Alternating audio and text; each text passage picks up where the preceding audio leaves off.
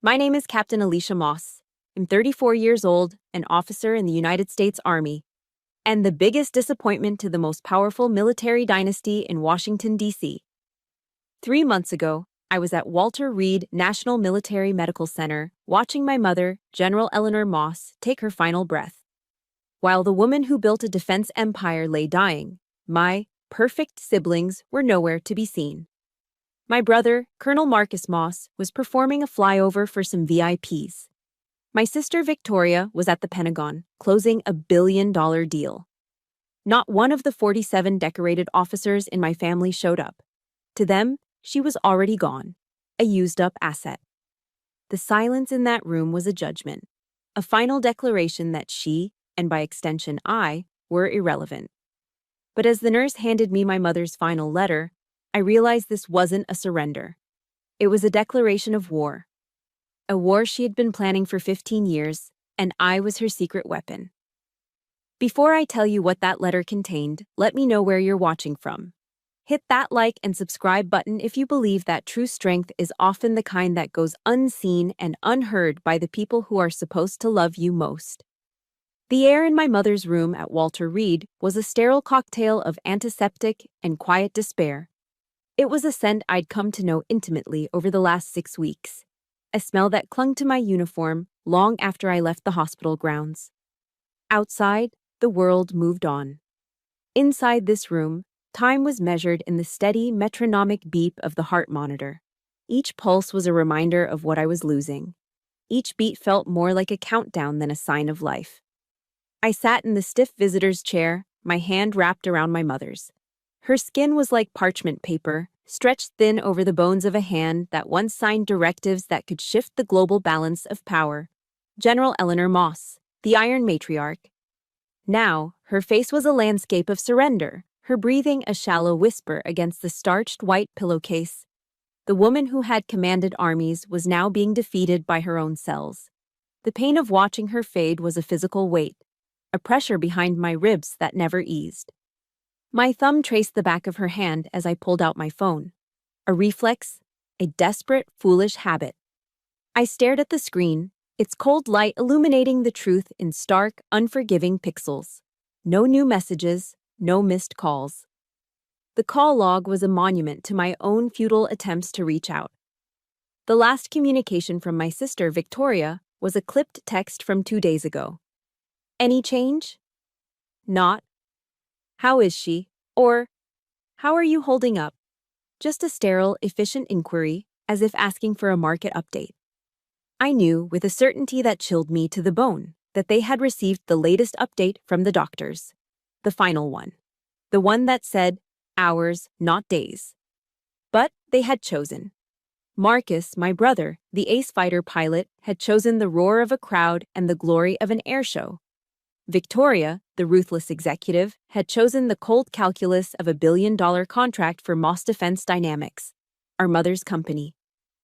Their choices were louder and more painful than the impending silence of the heart monitor.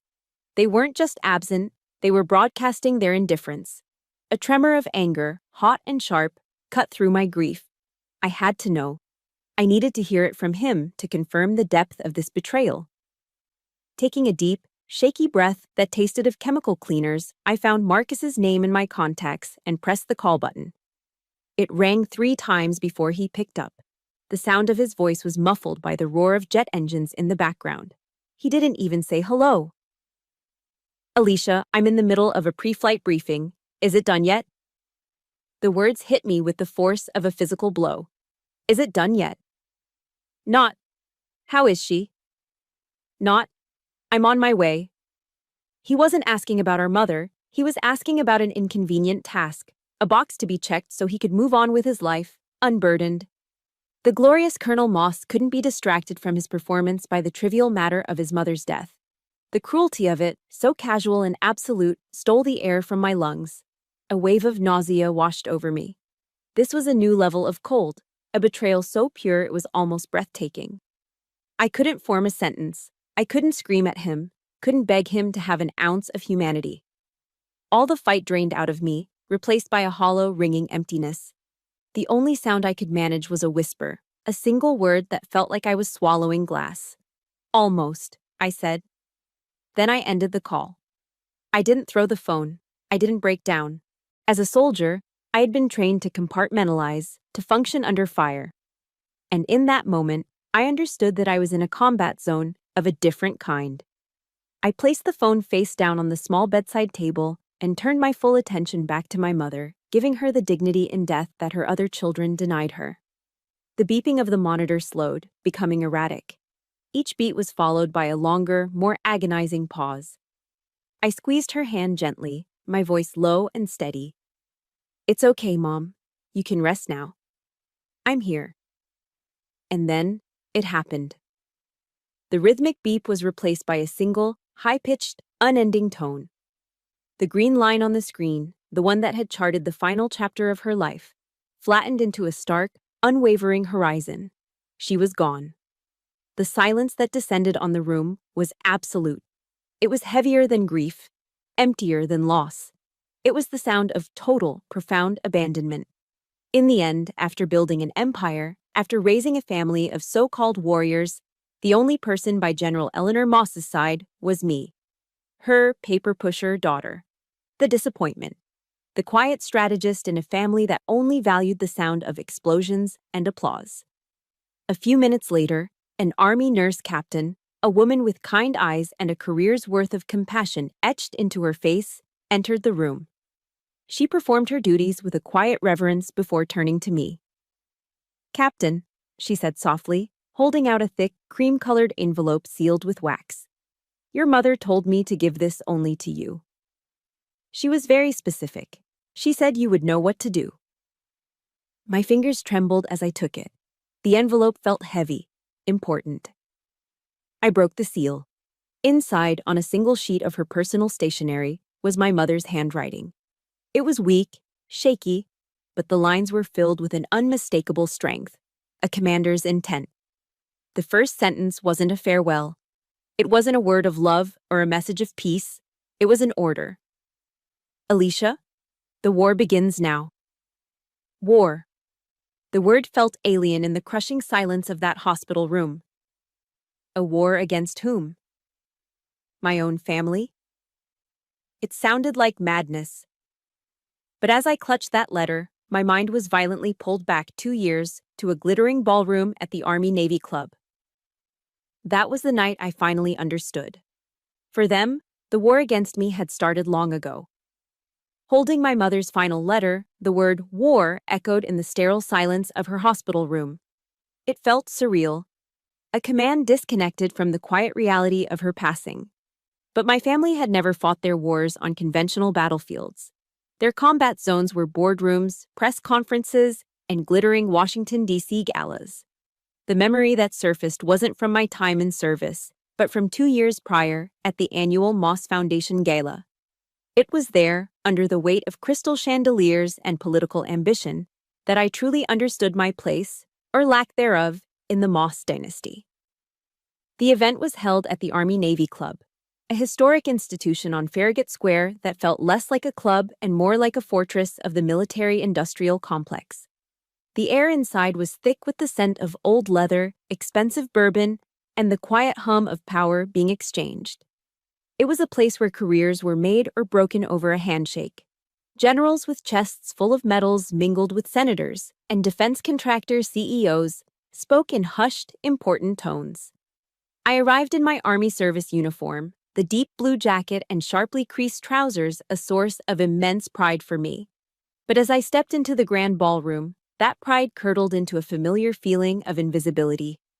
I was an island of simple, functional wool in a sea of $1,000 tuxedos and designer gowns. Every woman there, including my sister Victoria, wore shimmering fabrics and carefully selected jewelry. I felt plain, out of place, a soldier in a room full of politicians and peacocks. Across the room, I spotted my brother, Marcus, holding court. He was in his dress uniform, a constellation of medals on his chest, regaling a powerful senator with what I knew was a slightly exaggerated tale of a near miss over the Persian Gulf. He was in his element, the center of attention, the warrior prince, the living embodiment of the Moss family brand. He didn't see me arrive. Or if he did, He didn't acknowledge it. As guests began to move towards their tables, I searched for my name on the seating chart. I found it, not at the head table with my mother, Marcus, and Victoria, but at table 14, tucked away in the back corner near the service entrance. It was the aides table, a polite term for the place you stick the junior officers and assistants you're obligated to invite but don't actually want to talk to. The message was as clear as the crystal glasses on the main table. I was staff, not family. Steeling myself, I made my way through the maze of tables. As I passed the head table, my sister Victoria looked up, a perfectly feigned smile of surprise on her face. Her voice was just loud enough for the generals and their wives seated nearby to hear. "Oh, Alicia, you made it," she said, her tone dripping with condescension. "We saved a spot for you over there." She gestured vaguely towards the back of the room. "You'll be more comfortable with your peers." The polite smiles of the people at her table didn't quite mask their pitying glances. I felt a hot flush creep up my neck, but I kept my expression neutral. Years of practice had taught me how to absorb these little cuts without flinching. I simply nodded and gave her the smile I'd perfected my entire life, the one that said, "That doesn't bother me at all." I took my seat at table 14, among lieutenants who looked at me with a mixture of awe and confusion, wondering why a captain with my last name was sitting with them. The true humiliation, however, came later. After the filet mignon was served and the wine had been poured, Marcus took the stage to give the keynote address. He was charming, of course. He spoke of legacy, of service, of the warrior spirit that defined the Moss family, and by extension, Moss defense dynamics. He paced the stage, owning the spotlight, his voice resonating with practiced confidence. Then his eyes found me in the back of the room. A slow, smug smile spread across his face. "And of course," he said, his voice booming through the speakers, "we can't forget those who serve from the great indoors." He paused for effect as a few polite chuckles rippled through the audience. "While some of us are pulling G's in a cockpit," he continued, gesturing to himself, "others are ensuring the Wi-Fi is strong." The room erupted in laughter. It wasn't mean-spirited from their perspective. It was just a good line, a joke from a charismatic pilot. But for me, it was a public execution. He had taken my career, my expertise in cyber warfare, a field he knew nothing about, and reduced it to an IT support punchline. He did it in front of our entire world, and he did it with a smile. I felt the blood rush to my face, a burning wave of shame and rage, but I did what I always did. I smiled back. I nodded as if I was in on the joke. It was a performance, and it was exhausting. From the head table, I saw my mother's reaction. She wasn't laughing. But she wasn't angry either. She just had a tired smile on her face, a look of weary resignation. In that moment, I understood. She wasn't going to defend me. She had given up trying to bridge the gap between her children. She had chosen the path of least resistance, and that path left me standing alone.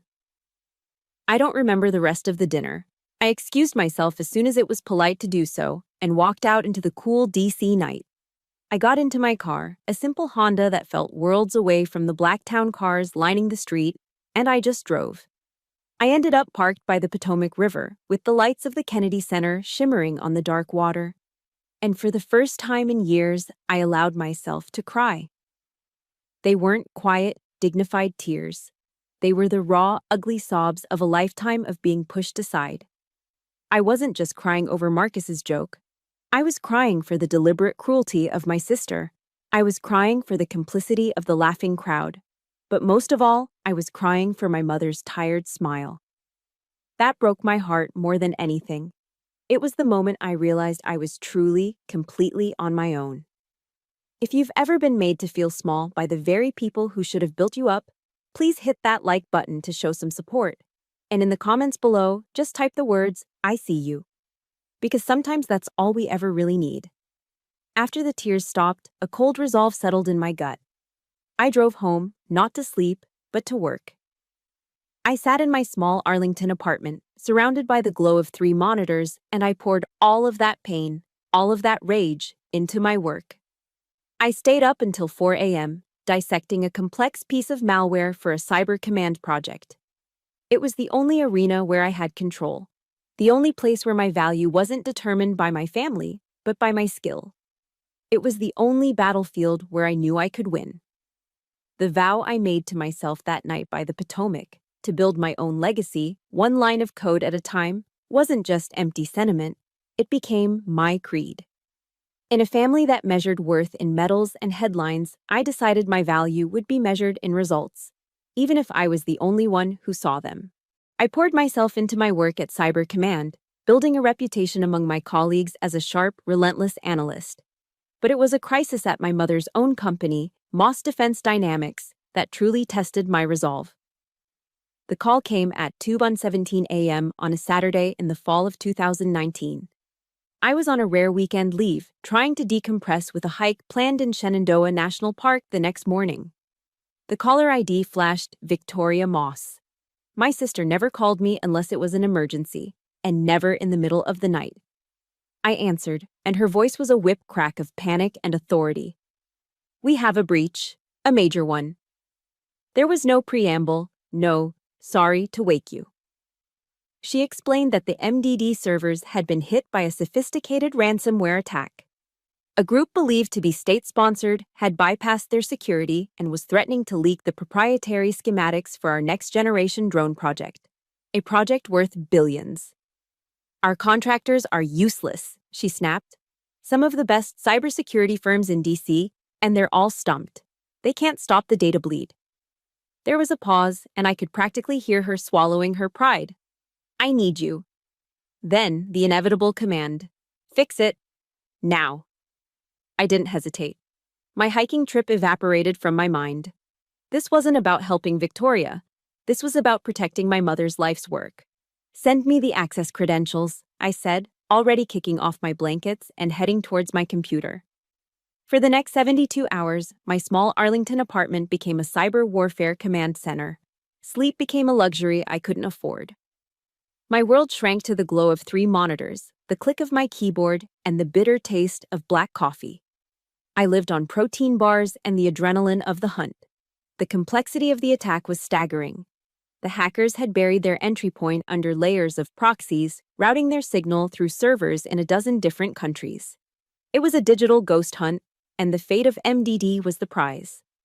While my brother was likely flying in perfect formation and my sister was managing frantic conference calls, I was fighting a war in the shadows.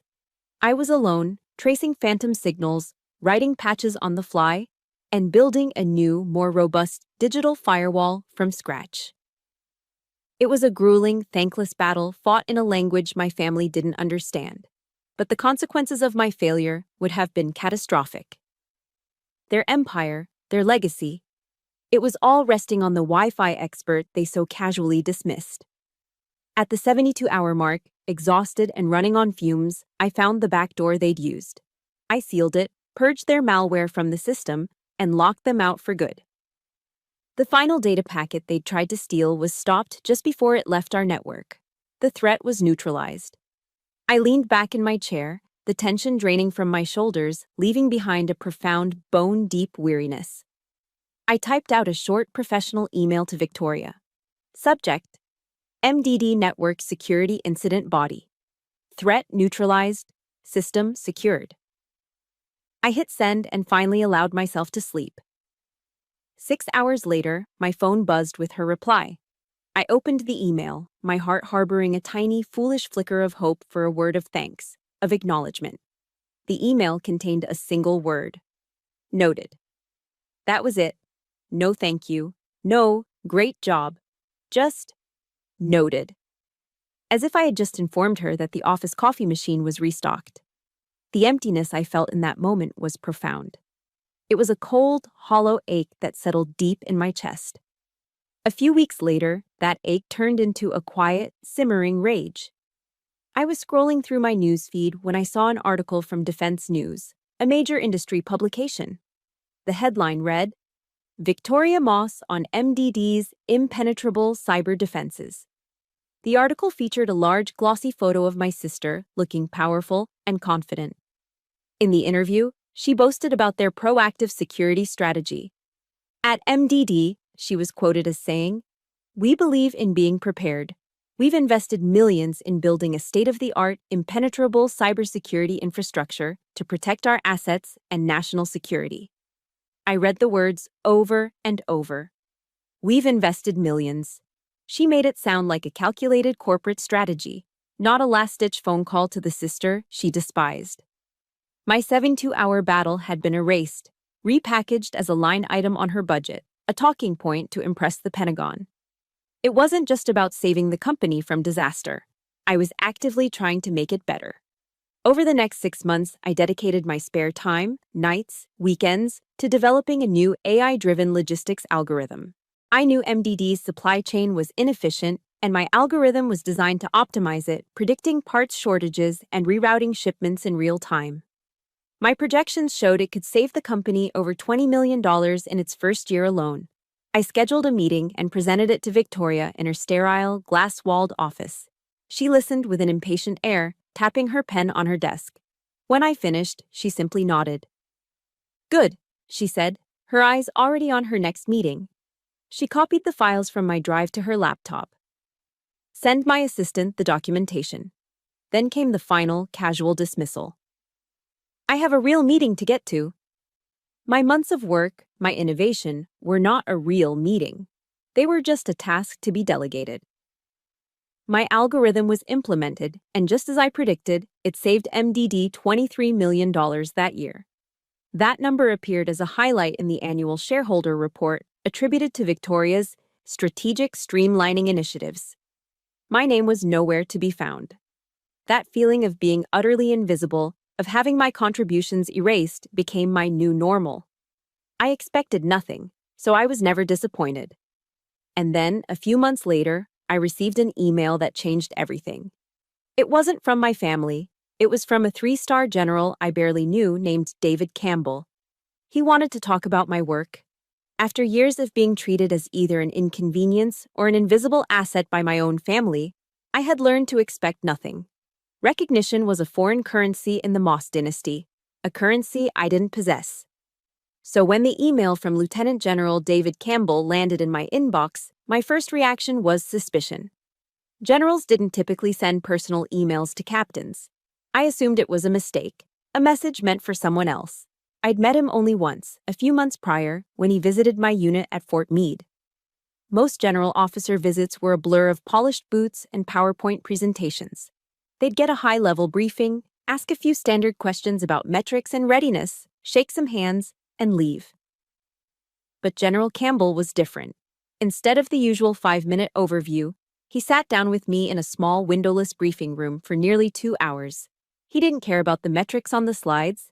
He wanted to understand the philosophy behind the cyber defense strategies I was developing. He leaned forward, his gaze intense and focused, asking sharp, insightful questions that showed he wasn't just hearing my words. He was processing them, analyzing them. He challenged my assumptions and pushed me to think 3 steps ahead. It was the most intellectually stimulating conversation I'd had in years. As he was preparing to leave, he paused at the door and looked back at me. "Captain," he said, his voice quiet but firm, "your mind is a weapon system. Don't ever let anyone tell you otherwise." The words struck me with such force that I was momentarily speechless. In a world that only saw my brother's cockpit and my sister's balance sheets, this man saw my mind as a tool of war, a strategic asset. It was the first time in my entire career that a senior officer had validated my work in such a profound way. A few months after that meeting, I was chosen to lead a team in a major NATO cyber warfare exercise.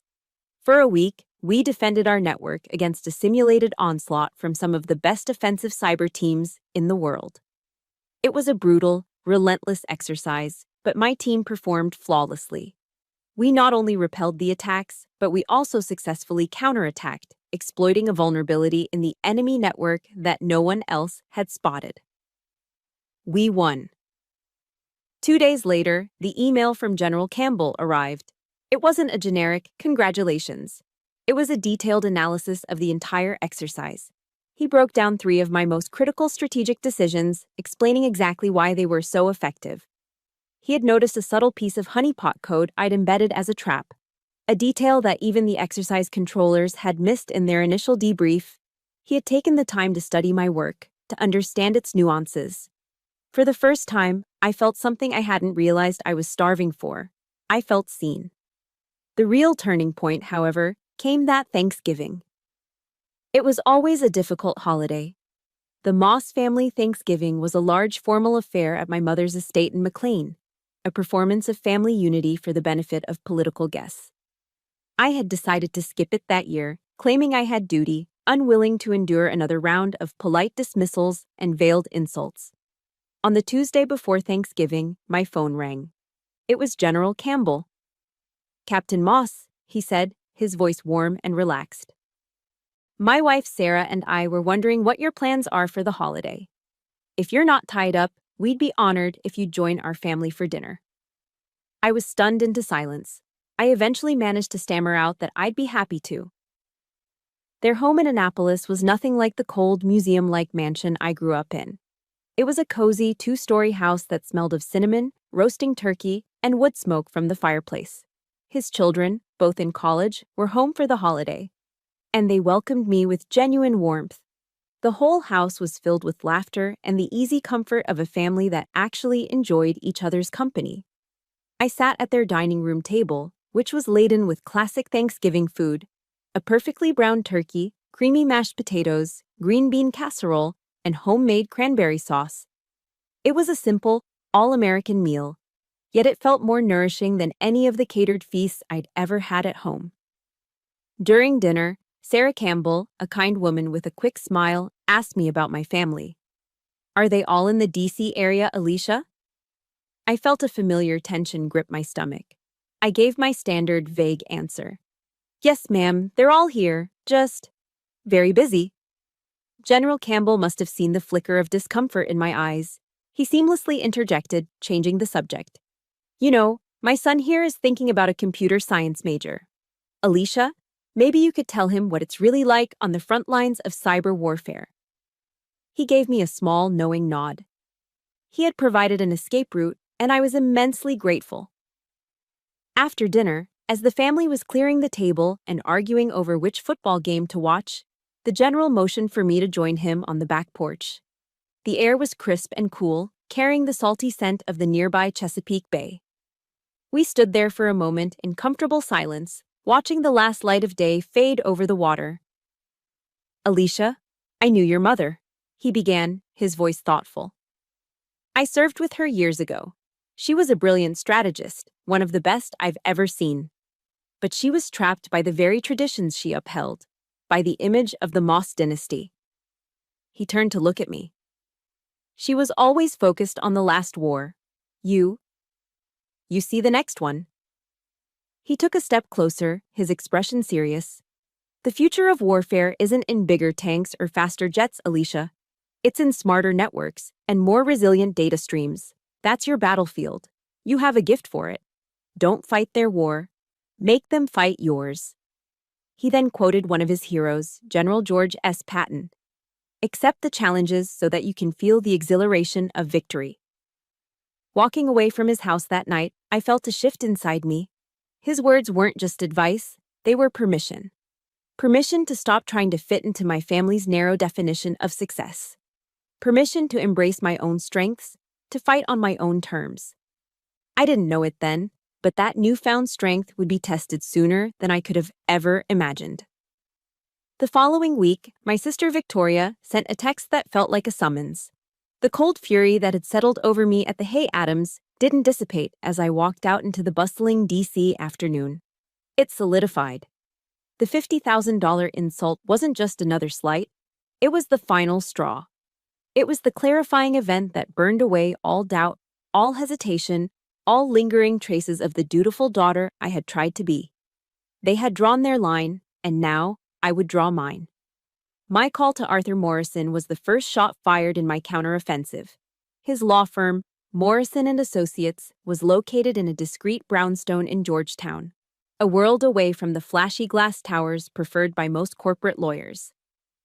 Mr. Morrison was old-school DC, wise, impeccably dressed, and fiercely loyal. He had been my mother's personal attorney and confidant for over 30 years. I walked into his office, the smell of old books and leather instantly calming my frayed nerves. He stood up from behind his massive oak desk, his expression somber but kind. He had already offered his condolences, so we dispensed with the pleasantries. I placed my mother's letter, the one I'd received at the hospital, on his desk blotter. "Mr. Morrison," I said, my voice clear and steady. "General Moss's final order. It's time." He nodded slowly, a flicker of something, sadness but also resolve, in his eyes. He didn't need any further explanation. He walked over to a large antique safe tucked behind a painting of the Supreme Court. He spun the dial with practiced hands, the clicks echoing in the quiet room. The heavy door swung open, and he pulled out a thick, leather-bound portfolio. "Your mother foresaw this day, Captain," he said, placing the portfolio on the desk with a soft thud. "She hoped it would never come to this, but she was a strategist. She always planned for every contingency." He opened it, revealing a meticulously organized set of documents. "Every paper is in place. The trust is ironclad. They won't know what hit them." For the first time since my mother's death, I felt a surge of profound, heartbreaking clarity. She hadn't been weak or resigned that day at the Army-Navy Club. She had been playing the long game. She had been quietly forging the very weapon I now held in my hands. The following week was a blur of calculated action. I took a leave of absence from my post, and my Arlington apartment transformed from a quiet refuge into an intelligence operations center. The grief was still there, a constant ache beneath the surface, but I channeled it. Pain became fuel. Sorrow became strategy. Using my signals intelligence skills, I began to build a complete picture of the enemy. I analyzed every public financial report from Moss Defense Dynamics, cross-referencing them with SEC filings and industry news. I set up alerts to track Marcus's and Victoria's digital footprints, monitoring their known associates and business dealings. It was what I was trained to do: collect, analyze, and act. Within days, I found what I was looking for: a series of encrypted communications and discreet meetings between Marcus and a senior executive at Ares Global Security. Ares was a ruthless international arms conglomerate known for cutting corners and prioritizing profits over the safety of the soldiers who used their equipment. They were everything my mother despised. Digging deeper, I uncovered the horrifying truth. Marcus was in the final stages of negotiating a secret deal to sell a controlling interest in MDD to Ares. It wasn't just about greed. The deal included a personal consulting fee for him, a $50 million kickback. He was planning to sell our mother's legacy, to gut the company she built, and to endanger the lives of American soldiers with inferior products, all for a payday. This was no longer just a family dispute. This was treason to everything our family was supposed to stand for. With the enemy's plan exposed, it was time to rally my own forces. My mother's letter contained a short, encrypted addendum with 5 names. These were her loyalists: former executives, engineers, and board members who had been pushed out by Marcus and Victoria's aggressive takeover after our mother's health began to fail. I began contacting them, one by one, using secure channels. My first meeting was with Dr. Robert Sterling, the former head of research and development, at a quiet coffee shop in Bethesda. He was a brilliant engineer in his late 60s, forced into early retirement by Victoria, who saw his rigorous safety standards as an impediment to profit. When I showed him the evidence of Marcus's deal with Ares, his face grew pale with anger. He then handed me a flash drive. "Your brother started cutting the budget for composite materials on the drone project 6 months ago," he said, his voice trembling with fury. "He replaced them with a cheaper, inferior alternative from an Ares subsidiary. These are the internal test results he buried. The materials are failing under stress." Each meeting yielded another piece of the puzzle, another weapon for my arsenal. The former CFO gave me proof of Victoria's creative accounting. The lead engineer for the drone project gave me the original, uncompromised schematics. My quiet army was assembling. On a cold, late afternoon, the day before the preliminary will reading was scheduled, I drove to Arlington National Cemetery. The endless rows of white headstones stood in silent, solemn formation under a gray sky. I found my mother's grave, a simple, standard-issue marker, right next to my father's. I placed a single white rose on the cold marble. I didn't cry. The time for tears was over. Instead, I stood at attention, brought my hand up in a sharp military salute, and spoke to her in a whisper the wind carried away. I understand now, Mom. It's not about revenge. It's about protecting your legacy. I will not fail. In that moment, standing among the nation's heroes, the weight of my grief transformed into the weight of my mission. I was no longer the wounded daughter. I was Captain Alicia Moss, United States Army, and I was executing my commander's final order. If you believe that protecting a legacy of integrity is worth fighting for, hit that like button. And let me know in the comments, which one word describes a person who turns their pain into power? Leaving Arlington, the path forward was clear. My mother had given me a mission, a map, and a list of allies. Marcus and Victoria thought this was a battle for money and control. They were wrong. This was a battle for the soul of a company and the protection of a legacy. My mother gave me a mission. Now it was time to execute it. The preliminary reading of my mother's will was scheduled in the main conference room of Mr. Morrison's law firm. I knew, with the certainty of a soldier walking into an ambush, that it was a trap. Marcus and Victoria weren't interested in legal formalities. They were interested in a public display of power, a final coronation of their authority over the Moss dynasty. And I was meant to be the final subject to be brought to heel. When I walked into the room, my assessment was confirmed. It was a perfectly executed psychological operation.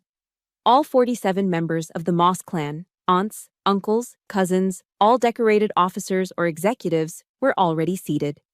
They formed a silent, intimidating wall of judgment around the massive mahogany table. As I entered, a calculated hush fell over the room. No one made eye contact. No one offered a word of greeting. It was a coordinated, disciplined shunning, designed to isolate and intimidate me before a single word of the will was read. At the head of the table, Marcus sat like a king holding court, a smug, proprietary air about him. Victoria sat to his right, her expression a mask of cool indifference. I took the only empty seat, a single chair placed slightly apart from the others, the physical manifestation of my status as an outsider. In the far corner of the room, sitting quietly in a guest chair, was General David Campbell. I had invited him to act as my official military advisor, a request that was unusual but perfectly within my rights. His presence was my first strategic move, a silent signal that I was not entirely alone. Mr. Morrison began the proceedings, his voice a dry murmur. But before he could get past the introductory clauses, Marcus held up a hand, cutting him off. He fixed his gaze on me, his voice loud enough for everyone to hear. "Alicia, let's just cut to the chase," he said, the picture of magnanimous authority. "This is a formality.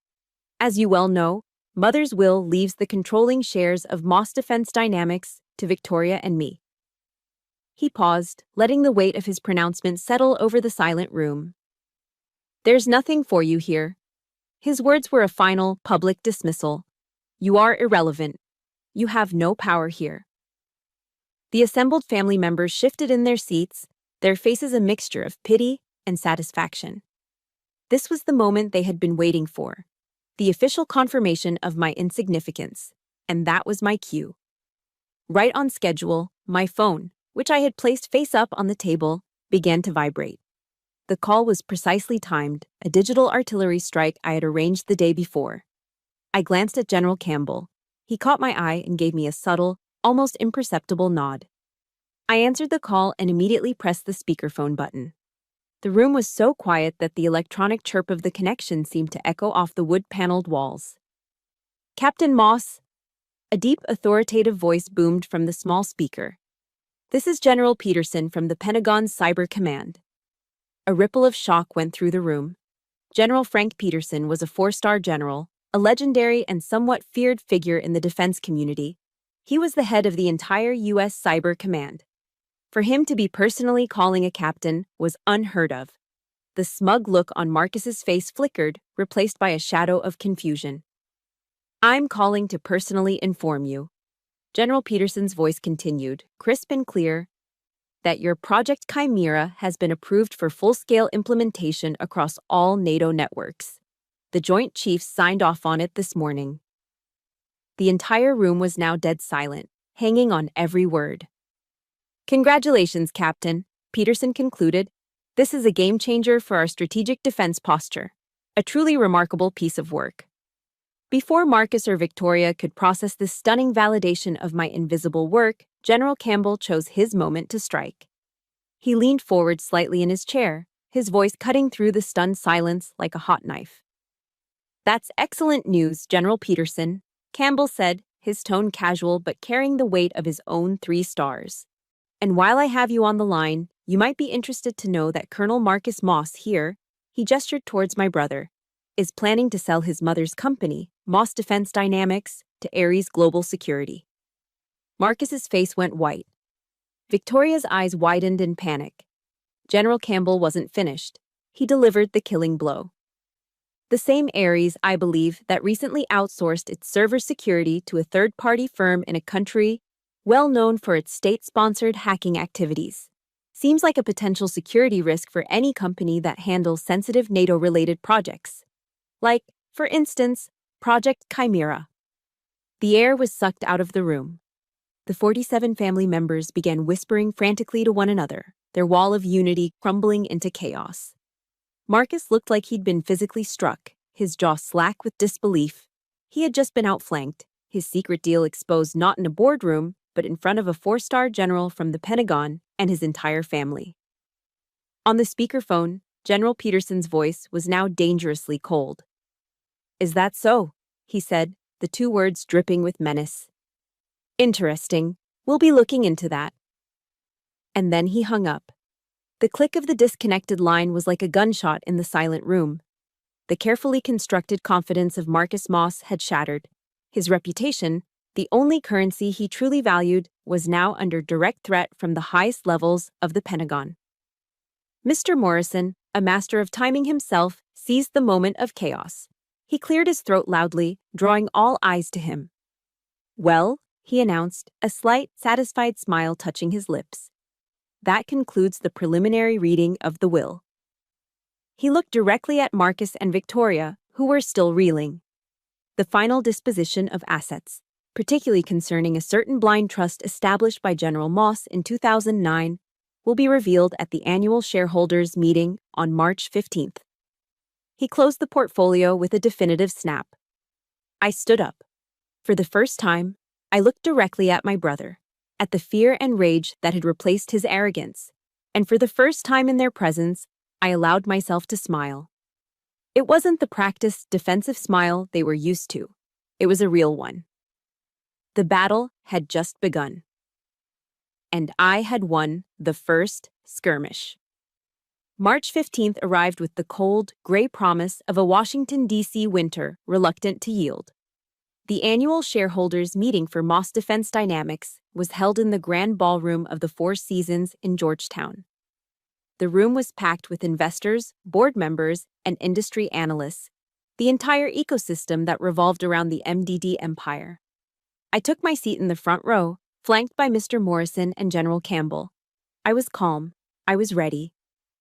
The meeting began with a series of dry financial reports, but everyone knew what was coming.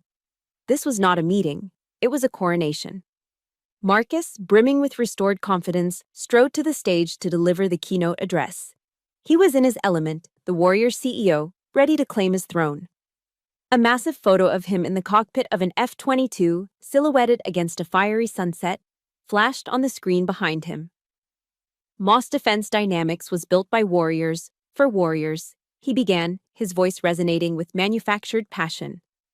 My mother, General Eleanor Moss, understood that victory on the battlefield is all that matters. It's a legacy of strength, of tangible results. He paced the stage, owning every inch of it. It's time we trim the fat. It's time to get back to our core mission, led by those with true combat experience. As he said combat experience, his eyes briefly flickered to me, a glint of triumphant dismissal in his gaze. The message was clear. This company would be led by fighter pilots, not paper pushers. The shareholders, swayed by his charisma, applauded enthusiastically. He finished his speech with a flourish and a confident smile, basking in the applause. And in that precise moment, as the sound began to die down, I stood up and walked calmly towards the stage. A wave of confusion rippled through the room. Victoria, seeing me approach, moved to intercept me, her face a mask of fury. "What do you think you're doing?" she hissed. She never got an answer. From the front row, General Campbell rose to his full height. His voice, trained to command armies, boomed through the ballroom without needing a microphone. "A shareholder has a right to be heard." The authority in his voice was absolute. He was not just a retired general, he was a respected four-star officer. Victoria froze, her power instantly checked by a greater one. The shareholders began to murmur, their curiosity piqued. The room fell silent. Victoria had no choice but to step back. I reached the podium and adjusted the microphone. I didn't look at my siblings. I looked out at the sea of faces, the investors, the board members, the people whose fortunes were tied to this company. My voice when I spoke was quiet, but it carried to every corner of the silent room. "My name is Captain Alicia Moss," I began. "And for my entire life, my family has told me that my contributions were invisible." I let the word hang in the air for a moment. Today, I'm here to make them visible. From the portfolio at my side, I removed a single, leather-bound document. I held it up for all to see. "This," I announced, my voice gaining strength, "is the certificate of ownership for the Eleanor Moss Blind Trust, established in 2009. A confused murmur spread through the audience. This trust was created by my mother to hold a significant portion of her personal shares, separate from the family estate. Per the terms of the trust, which were unsealed upon her death, I am, effective today, the sole beneficial owner of 35% of Moss Defense Dynamics." The room exploded. The murmurs became gasps, then shouts. 35%. It was a controlling stake. It was a corporate hydrogen bomb. Marcus's face contorted with rage. "Lies! That's fraud!" he bellowed from the side of the stage. "The will gave us control." But it was too late. Mr. Morrison was already walking to a technician's table. In an instant, the high-resolution legal documents, the trust agreement, my mother's signature, the official seals, flashed onto the giant screen behind me, replacing the heroic photo of Marcus. Every word was there, irrefutable and legally binding. The shareholders stared, dumbfounded, at the undeniable proof. Before the chaos could fully take hold, General Campbell calmly walked onto the stage and stood beside me. He addressed the shareholders with the calm authority of a battlefield commander. "For the past several years," he began, "Captain Moss has been one of the lead architects of the Pentagon's next-generation cyber defense initiative. Her work, much of which remains classified, has been instrumental in protecting this nation's most sensitive digital assets." He paused, then looked from Marcus to me. He delivered the final, devastating comparison. "Colonel Moss stops enemy planes," he said, his voice ringing with clarity. "Captain Moss stops wars before they begin. Ladies and gentlemen of the board, who do you want leading this company into the future?" The question hung in the air, a perfect, unanswerable indictment of my brother's worldview. And then, I delivered the final blow. "My mother left one last message," I said, pulling her letter from my pocket. "She wanted you all to hear it." I held my phone to the microphone. A moment later, the voice of General Eleanor Moss, weaker than they remembered, but still filled with iron, filled the ballroom. It was a recording she had made with Mr. Morrison a year before her death. "To the shareholders and the family," her voice echoed, a ghost on the stage. "If you are hearing this, it means I am gone, and my children, Marcus and Victoria, have chosen a path of personal glory over the integrity of the company I built. I have watched them prioritize profits over people, headlines over honor. They are brilliant, but they are blinded by the glories of the past." Marcus and Victoria stood frozen, their faces ashen, forced to listen to their own mother's judgment. "The future is not in the sky," her voice continued with a tinge of sadness. "It is in the silence of the network. It is in the invisible battles fought every second of every day. That is why I have entrusted the future of my legacy to the only one of my children who could see it. I have entrusted it to my daughter, Alicia." The recording ended. A profound silence fell over the room. It was over. In less than 10 minutes, the Moss Empire had been overthrown. Marcus and Victoria stood like statues, their faces a mixture of shock, humiliation, and utter defeat. Their coronation had become their execution. The applause felt distant, like it was happening to someone else. I had won. The war was over. So, why did I feel so empty? The aftermath of the shareholders' meeting was a whirlwind. The story of the silent coup at MDD ripped through the Washington Beltway. Forbes ran a feature calling me the quiet strategist. The Wall Street Journal praised the move as a bold step into the future of defense technology. The market responded decisively. MDD stock soared 18% in a single day. A clear vote of confidence not in my name, but in the new direction my mother had charted. The world, it seemed, was finally ready to see me. The fallout for my siblings was just as swift and brutal. Marcus became a cautionary tale overnight. His secret negotiations with Ares Global Security were leaked to the press, and the Air Force launched a formal investigation into his conduct. He was stripped of his board seats, his command pending review, and his carefully crafted image as an American hero was irrevocably tarnished. His reputation as an ace pilot had been shot down, not by an enemy missile, but by a legal document and an audio recording. Victoria fared slightly better, but her power was neutered. The board, now firmly under my control with General Campbell appointed as the new chairman, began a top-to-bottom review of her executive decisions. She kept her title, but lost her authority. And then came the flood. My phone, which had been silent for years except for commands and summons, began to light up incessantly. Texts, voicemails, emails, a deluge of communication from the 47 members of the Moss clan. The same aunts, uncles, and cousins who had sat in stony silence at the will reading, whose eyes had slid past me as if I were a ghost, were now overflowing with sudden, miraculous affection. "Alicia, we are so proud of you," one text read. "We always knew you had it in you, dear," an email from an aunt gushed. The hypocrisy was so blatant it was almost nauseating. They weren't proud of me, they were terrified of my newfound power. They were scrambling to get on the right side of the new authority figure. Their praise was nothing more than a strategic realignment. I didn't feel anger. I just felt tired. So, one evening, I sat down with my laptop and a glass of wine. I didn't reply to a single message. Instead, I calmly and methodically began to erect my new defenses. I created a new filter in my email client. I named it Irrelevant. One by one, I added the email addresses of 45 family members to the filter, programming their messages to bypass my inbox and go directly into a folder I would never open. Then I went through my phone and blocked their numbers. 45 digital goodbyes. I left only 2 contacts untouched. My 2 younger cousins, the only ones who had sent me simple, heartfelt texts after Mom's funeral, asking if I was okay and saying they were thinking of me. They had offered kindness when it cost something. The rest had offered praise only when it could buy them something. The boundary was drawn.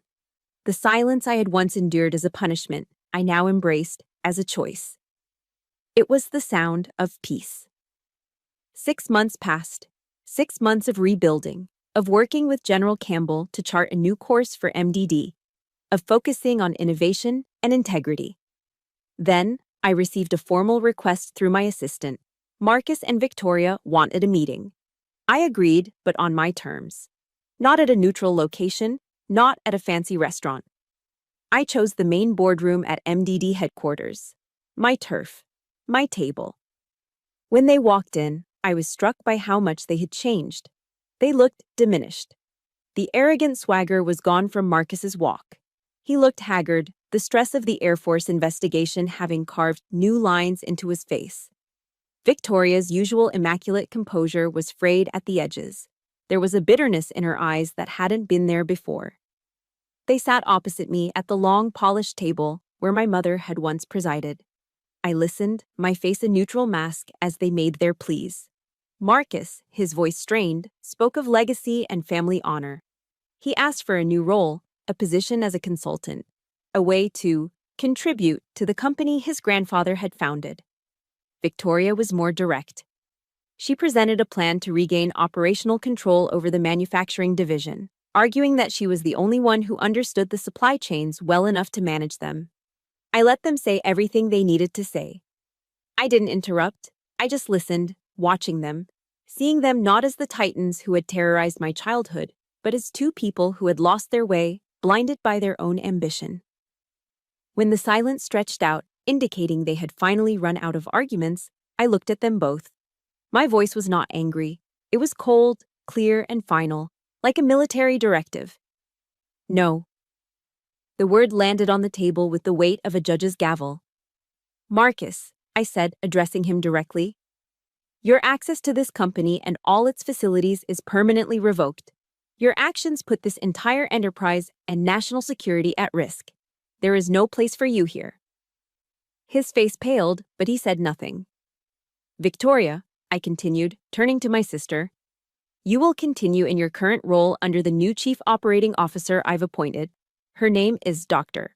Eris Thorne. You will report to her, and she will report to me. Your authority will extend no further than what she delegates. I let that sink in for a moment before delivering the final lesson. You both spent your lives teaching me a very specific lesson about our family, I said, my voice devoid of emotion.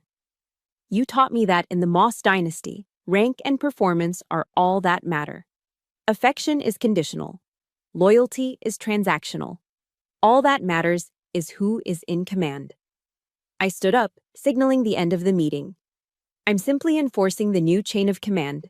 The meeting is over. I turned and walked out of the boardroom without looking back. Walking down the long hallway, past the portraits of my grandfather and my mother, I didn't feel the thrill of victory I expected. I just felt quiet. I had secured the company, protected the legacy, and established a new order. But I had also formalized the death of my family. The question that haunted me wasn't, what's next for the company, but what's next for me? What does a legacy truly mean when you're the only one left to carry it? The question that echoed in the quiet aftermath of my victory. What does a legacy truly mean? Didn't find its answer in a boardroom or a stock portfolio. It found its answer in the quiet, steady work that followed. Under my new leadership, with General Campbell as chairman, Moss Defense dynamics began to change from the inside out. We shifted our focus from short-term profits to long-term innovation, prioritizing the quality of our equipment and the safety of the soldiers who depended on it. But my first major act as the new controlling shareholder wasn't a corporate restructuring. It was the establishment of the Eleanor Moss Veteran Innovation Initiative. It was a multi-million-dollar fund dedicated to providing capital and mentorship to veteran-led startups. This wasn't just charity. It was a mission. It was my answer to the question that haunted me. I didn't just sign the checks. I made time every single week to personally mentor the entrepreneurs. One afternoon, a young Marine captain named Jenna Riley came into my office.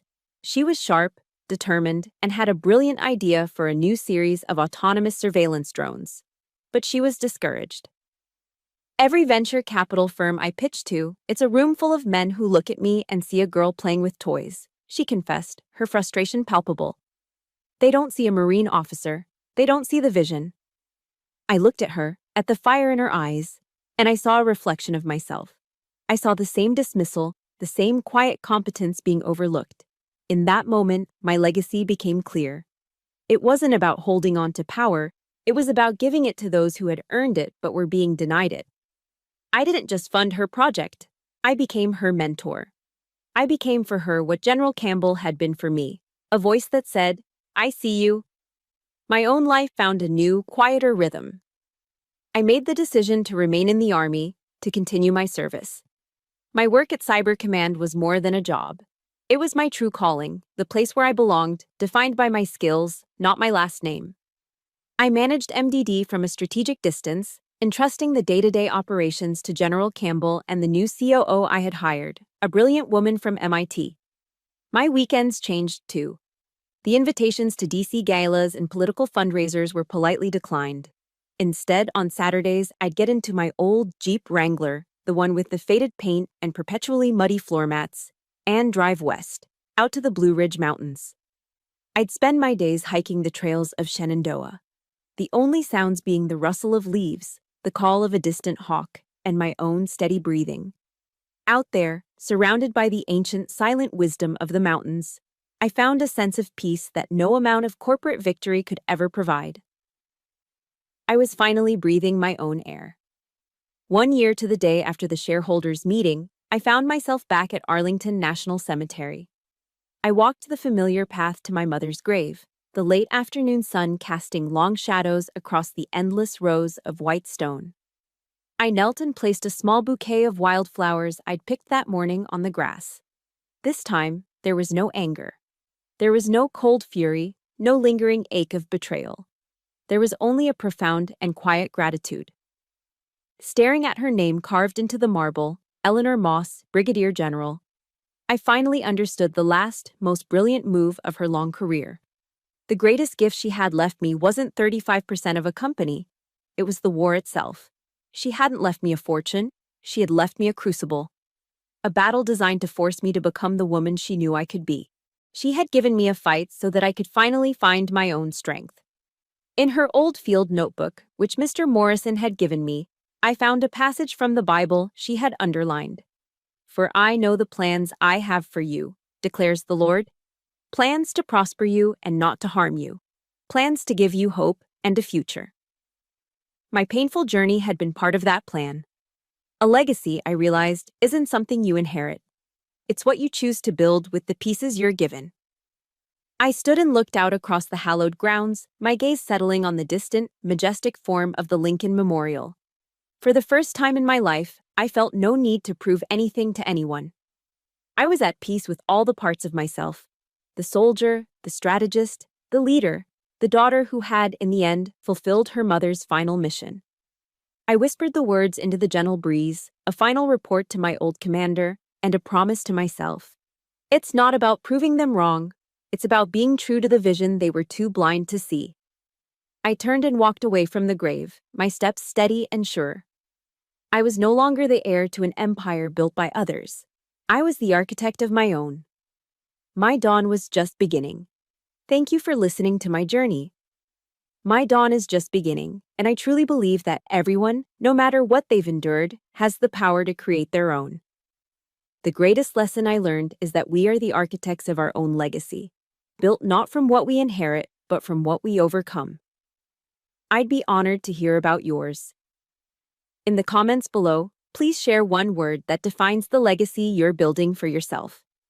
If you believe in the power of turning pain into purpose, please subscribe to this channel. It's a place for stories like ours, stories of resilience and rebirth. I look forward to seeing you in the next one.